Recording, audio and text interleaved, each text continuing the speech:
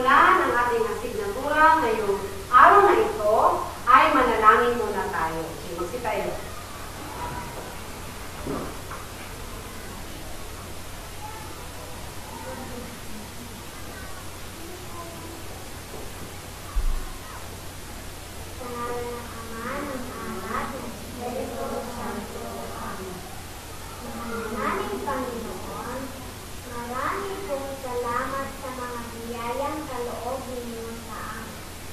Patawarin niyo po kami sa aming mga kasalanan. Aming dinadalangin sa araw na ito na sana ay bigyan niyo po kami ng lakas ng loob para harapin ang mga pagsubok na darating sa aming buhay. Sana po ay may matutunan kami sa aming magiging paksa ngayong araw na ito. Hinihiling po din namin na sana ay tulungan niyo po kami maging mabuting tao. Ito'y aming hinihiling sa ngalan ni Jesus. Amen. Magsiyo po ang lahat. Kumusta kayo mga bata? Okay. So sigurado akong excited na kayo sa magiging paksa natin ngayong umaga. Excited na ba kayo? Okay, thank you. Excited din ako. So bago natin sisimulan ang ating debate, ay tatawagin ko ang magiging moderator ng ating debate ngayong umaga. Walang iba kundi si LV Genelo Bentayao. At ang ating magiging timekeeper ay si Rodo Mandabon.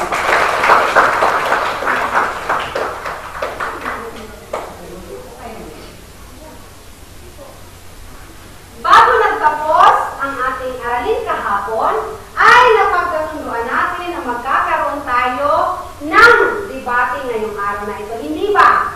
Ano nga ba ang magiging paksa ng ating debate?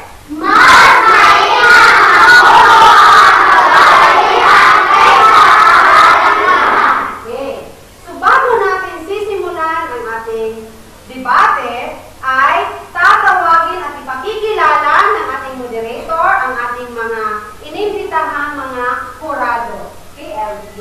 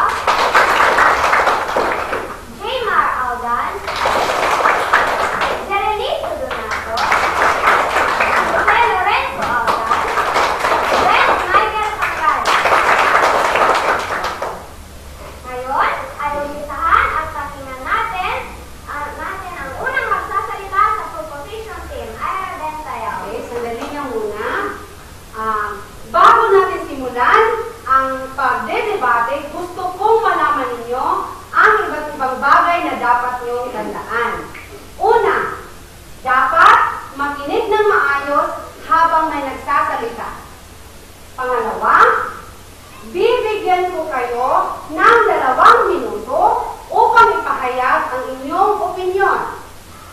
Pangtatlo, pwede ninyong isulat ang mga argumento na hindi ninyo sinasang-ayunan sa oposisyon o sa proposition. At pwede niyo itong isabi mamaya dahil bibigyan ko kayo ng pagkakataon upang marinig ang inyong opinyon hinggil dito. At ang pang-apat at ang panghuli, bawal gumamit ng mga harsh words o mga maaanghang at mga salita doon sa panig ng inyong oposisyon. Nagkakaintindihan ba tayo? Okay. So, meron din tayong mga mechanics sa pagpili ng magiging panalo o kaya magaling ng mga debatista. Kung sa proposition team man o sa opposition. Okay. 20% clarity. Kung paano nyo ipahayag ng malinaw ang inyong opinion. 30% relevance. Kung ano ang koneksyon ninyo, koneksyon ng paksa sa atin sa kasalukuyan. At ang pang-tatlo, 50% ay ang content o ang nilalaman ng inyong opinion kung paano itong malinaw at ano ang lakas ng inyong opinion. Okay. So, nagkakaintindihan ba tayo? Okay. May mga katanungan pa ba kayo? Wala na! Okay, LG. Tinawagin natin ulit si Ira Bentayo.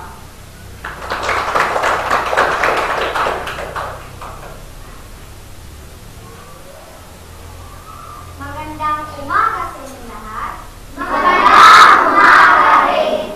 Para sa akin, mas mainam mamuno ang kababaihan dahil unang-una, ang mga babae ay multitasker, kung saan may kakayahan siyang mamuno.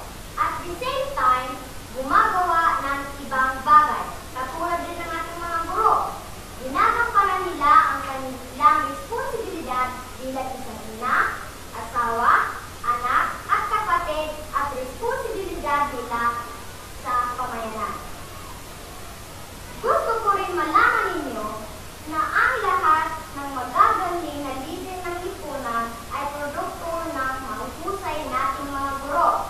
Karamihan ay kababaihan. Maraming salamat. Ngayon naman, pakinggan naman natin si Sofia Angela Di Alonso.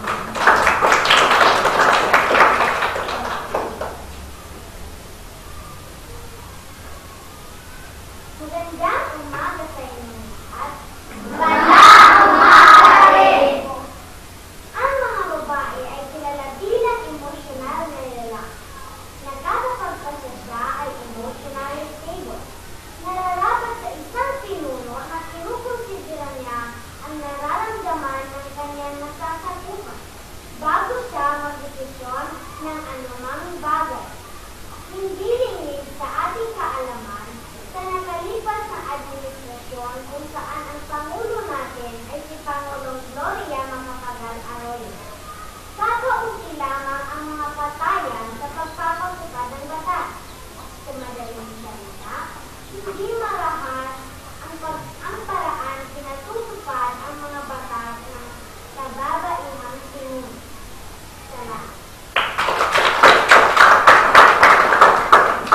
Maraming salamat po, Kuya. Pakinggan naman natin ngayon si Raquel Comania. Magandang umaga sa inyo. Sa madaling salita. May papahayag ang ipapaabot ang kanilang saloob at nararamdaman tungkol sa isang paksa. Importante at mahalaga para sa pinuno. Ang marunong magpahayag ng kanyang saloobin unahin upang may hindi ang kanyang mga. Maraming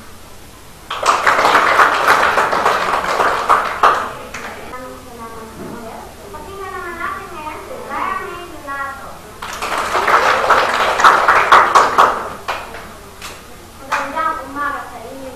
Dapat taglay ng pinuno ay ang pagiging inclusive. Wala sa karakter ng mga lalaki ang pagiging inclusive. Ito ay nakikita at tinataglay lamang ng mga kababaihan.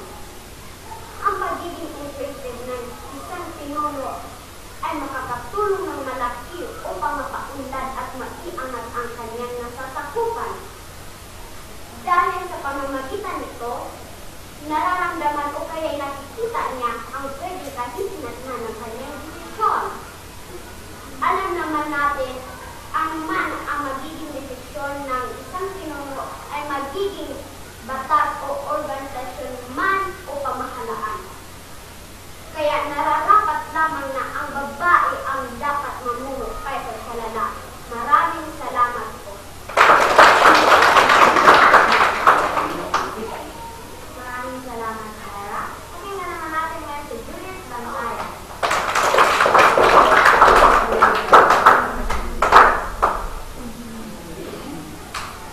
Magandang umaga sa inyong lahat. Ihay kayo sa kalalakihan. Dahil ang mga kababaihan ay tinatawag na relationship builder. Ito madaling salita, napahalagahan ng isang pinunong babae ang relasyon niya sa mga taong kanyang nasasakupan. Kapag matibay at maayos ang relasyon ng pinuno sa kanyang subordinate, madali niya maipaabot at maipahayag ang kanyang saloobin. Kung kaya't magkakaroon siya ng positibo at negatibong output. Maraming salamat.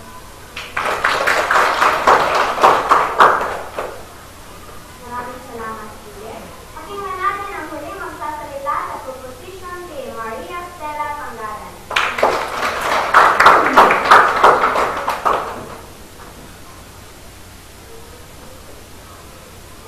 Magandang umaga sa inyong lahat. Ang mga pinunong babae ay nagtataglay ng isang pagiging kolaborative. Isa sa pinaka-importanteng katangian ng isang pinuno na dapat taglayin ang pagiging kolaborative ng isang babae. Ang dahilan kung bakit dapat siya ang maging pinuno. Naipapakita niya ang kanyang galing sa pamamagitan ng maayos na pakikitungo niya. Magkakaroon din siya ng maayos na mutual bond sa kanyang nasasakupan kung palagi siyang nakikipaghalubilo sa kanyang mga kasamahan. Hindi kailanman nagkakaroon ng mabuting dahilan kung ang pinuno ay malayo at hindi maayos ang pakikitungo sa kanyang nasasakupan. Maraming salamat, Stella. Ngayon, pumunta naman tayo sa opposition team. Ang unang magsasalita ay si J.V. Audan.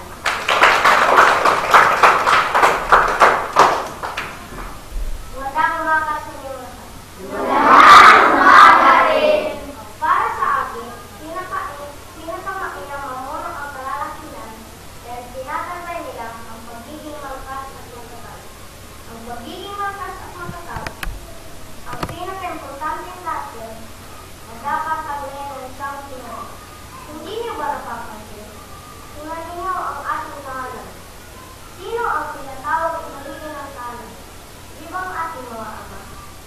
Tinatawag silang maligin ng tahanan dahil kaya nilang sinusuportahan ang kanilang pamilya. Kaya narapat lamang sa lalakihan ng mamuno kaysa sa babae. Maraming salamat.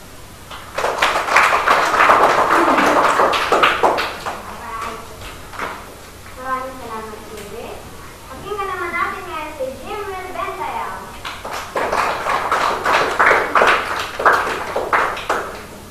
Magandang umaga sa inyo. Dapat din ng lalaki ang pinuno. Taglay ng lalaki ang pagiging dominante na nakakatulong upang siya ay kapatiran at respetuhin ng kanyang nasasakupan. Paano niya mapapasunod ang kanyang nasasakupan kung hindi siya pinakatakutan? Hindi kailanman magiging objektibo ang pinuno kung bali wala sa mga tao ang kanyang sinasabi. Bagkus, ito'y magsisilbihan lang sa kanyang nagsisilbi. para sa ikauunlad ng kanyang kasangkupan. Maraming salamat. Maraming salamat, Manuel. Pakinggan naman natin ngayon si Jimar Aldan.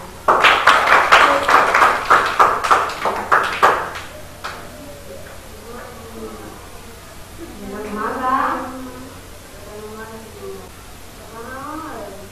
Hindi nga ba't napapagiging na maayos naman sa ng ating pinagahan? Dahil ang ating tinanong ay isang wala. May naririnig ko ba kayo sa patungkol sa pamilya? Mga apo at tulad, wala na diba? Dahil ang lahat ng ito ay hindi mapapatan dahil sa panahin ng babang ng ating Panginoon.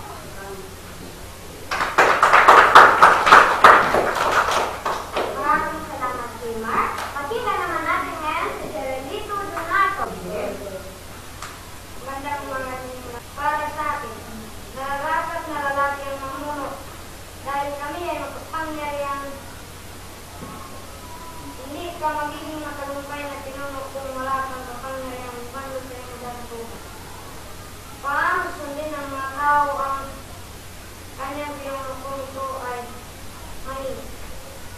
Sa pamalaan sa organisasyon, tinitingala ang kapangyarihan pinuno. Nagkakaroon siya ng mabilis at agarang aksyon sa mga batas na kanyang pinaiiyan. Salamat, Jerenito. Pakinggan naman natin ngayon si Jose Lorenzo. Magandang umaga sa inyong lahat. Mainam na lalaki ang pinuno dahil taglay nila ang pagiging agresibo.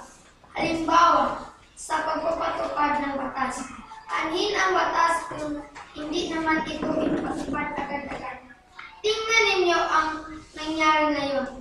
Nakita at narinig natin sa radyo at telebisyon ang kampanya kontra droga na ating bagong halal na lalaking Pangulo. Hindi ba't kaliwat kanan ang sumuko ng mga drug pusher? Maraming big time syndicate ang narakip dahil sa agresibong pagpapatupad at pagpapanukala ng batas. Kung babae ang naging presidente natin, magkakaya ba niyang gawin ang ginawa ng ating presidente? Alam natin hindi. Maraming salamat, Jose. Pakinggan naman natin ngayon ang muling magsasalita sa opposition team na si Renz Michael Panggalan. Magandang umaga sa inyong lahat. Dapat ding mamuno ang kalalakihan dahil kagaya namin ang nagkasakit. Kung ikukumpara mo, mas palaging nagkakasakit ang kababaihan kumpara sa kalalakihan. Kung isa kang pinuno, paano mo matutugunan ang mga pangangailangan ng iyong nasasakupan kung ikaw ay mahina at palaging nagkakasakit? Hindi lingid sa ating kaalaman na ang kababaihan ay direktang naaapektuhan kung siya o miyembro ng kanyang pamilya ang may karamdaman. Bilang isang pinuno, mahalaga na malakas ka upang iyong mapagsilbihan ng maayos ang iyong buhay. Maraming salamat. Okay, ngayon naman, ipakinggan natin ang opposition team at ang proposition team para magpahayag ng kanilang mga kuro-kuro o mga argumento base sa mga opinyon ng inyong mga katunggali. Sino mga na? O sige. Gusto kong malaman mo, Estela, kailanman ay hindi kayang gawin ng isang babae ang kayang gawin ng isang lalaki. Tulad na ng pagiging sundalo. Oo nga, at may kasaluruan tayong babae. Pero kailanman ay hindi sila pinadala para sa kumbate upang maipagtanggol ang kalayaan at makamit ang kapayapaan. Hindi kayang sukuin ng pinunong babae ang kriminalidad at isulong ang pampublikong kaligtasan at proteksyonan ang banta sa seguridad at depensa.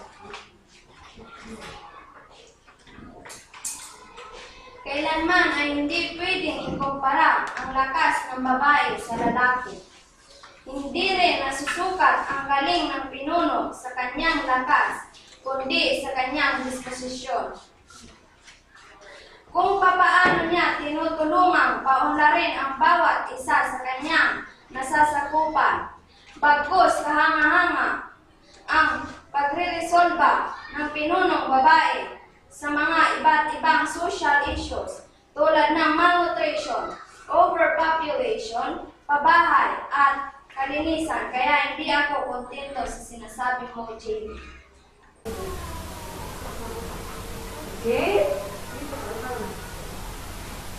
Mariin kong tinutulong ang sinasabi mo, Sofia, na ang pagbabaihan ay emotionally stable kaya nakapag-desisyon ng maayos at nararapat. Mga debatista, opposition man o proposition, mga kabataan, magandang umaga sa inyo lahat. Magandang umaga rin! Okay.